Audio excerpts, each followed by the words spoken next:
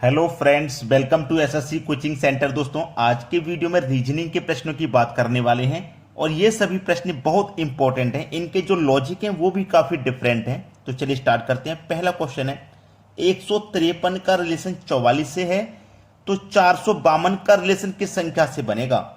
यहाँ पे बहुत ही डिफिकल्ट है, इतना आसान नहीं है इसको बनाना। जो रेगुलर बच्चे पढ़ाई करते हैं, नंबर एनालॉजी हो, रीजनिंग का कोई सा भी चैप्टर हो, आप रेगुलर पढ़ाई करते हो तो आपको थोड़ा सा इजी लगने लगता है रेगुलर पढ़ाई करने पर। ठीक है, इसलिए मैं हमेशा कहता हूं कि पढ़ाई को कभी भी मिस ना करें, रेगुलर पढ़ाई किया करें, जिससे सारे कॉन्सेप्ट आपको याद रहें, आपके दिमाग में रहें। अब देखो, 153 से आप यहां पे 44 कैसे बना सकते हो। यहां पे बहुत ही आसान सा कॉन्सेप्ट लगेगा जब मैं आपको बता दूंगा, वरना नहीं लगेगा। देखिएगा, मेरे पास सबसे पहले क्या दिया गया, 1, उसके बाद में क्या दिया गया है, 5, उसके बाद में क्या दिया गया है, 3। अब इस 1 का मल्टीप्लाई मैं 2 से करूंगा, इसके अगली संख्या से। 5 का मल्टीप्लाई 6 से करूंगा, इसके अगली संख्या से।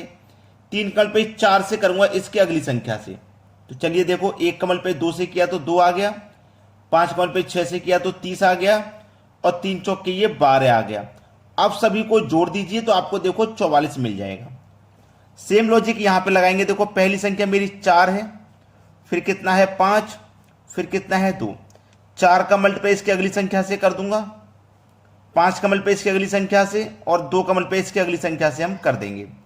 तो 4 पंजे 20, 5 छिंग 30, 2 त्रिका 6, सबको जोड़ दोगे तो ये 56 हो जाएगा। और बी ऑप्शन में 56 दिया गया है। ये आपके सवाल का बिल्कुल सही जवाब है। मैंने आपसे बोला था कि जब मैं आपको बता दूंगा तब आपको इजी लगने लगेगा, वैसे प्रश्न ये इजी बिल्कुल भी नहीं था। चलिए अब देखेंगे अगला सवाल। अगला सवाल है, यहां पे देखोगे WORK का रिलेशन 44 से है, LOAD का रिलेशन किस संख्या से होगा। देखिएगा, यहां पे हमें दिया गया W। अगर मैं इस W की बात करूं तो लास्ट से, जैसे लास्ट में Z होता है, फिर Y आएगा, फिर X आएगा, फिर W आएगा, तो लास्ट से W 4 नंबर पे है। तो स्टार्टिंग से 4 नंबर पे क्या आएगा, ABCD। स्टार्टिंग से 4 नंबर पे D आएगा। तो आपका W का अपोजिट D हो गया। लास्ट से ये 4 नंबर पे, स्टार्टिंग से ये 4 नंबर पे। अब ये O है, यानी कि जो वॉवेल्स है उसको चेंज नहीं करना। आपको मालूम है AEIOU ये क्या होते हैं, वॉवेल्स, इनको चेंज नहीं करेगा। O की जगह O ही रहेगा, इसको चेंज नहीं करना। फिर क्या है, R। अब R को देखो, R को जब मैं बात करूंगा तो लास्ट से R मेरा, लास्ट से यानी कि Z की तरफ से R 9 नंबर पे आता है, तो स्टार्टिंग से 9 नंबर पे आएगा I। K की हम बात करेंगे तो लास्ट से K जो आएगा वो स्टार्टिंग से उसी नंबर पे आएगा, यानी कि P आ जाएगा। अब देखो, D 4 नंबर पे आता है, O 15 पे, I 9 पे, और D हमारा 16 पे। सभी को जोड़ दोगे 44 हो जाएगा। बिल्कुल ऐसे ही यहां पे देखो, L की हम बात करेंगे।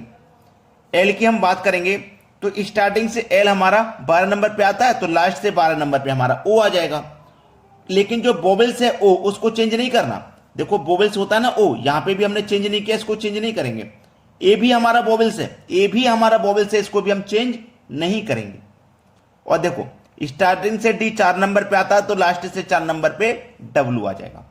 देखो, O आएगा 15 पे, ये भी O 15 पे, 1 पे आ जाएगा, और ये 23 पे आ जाएगा।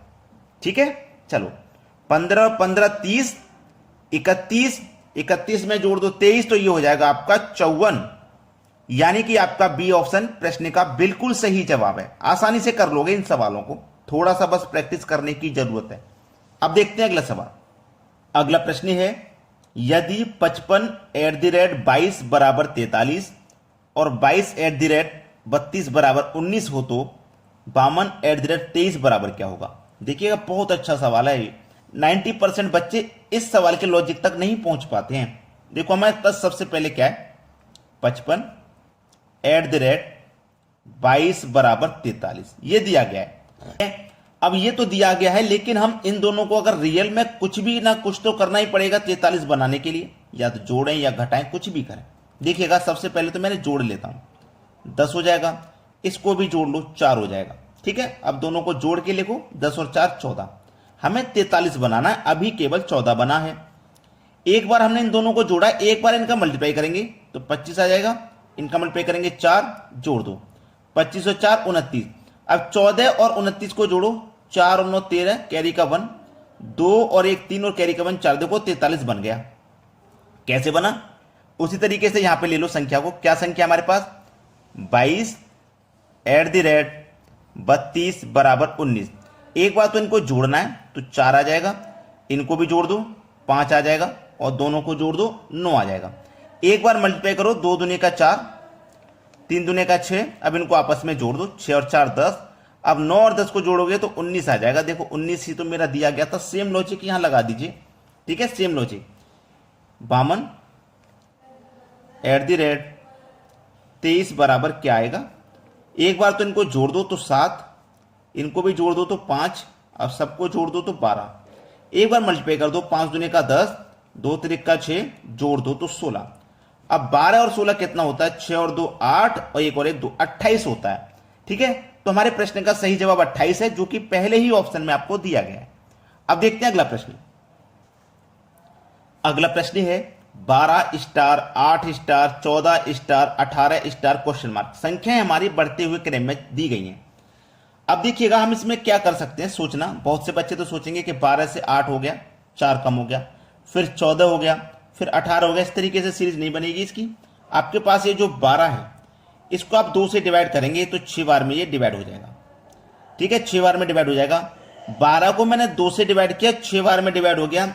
इस 6 में इस 8 को जोड़ दूंगा मैं, तो 8 और 6 14 हो जाएगा, जो कि अगली संख्या आपको मिल जाएगी। ठीक है, 14 मिल गई।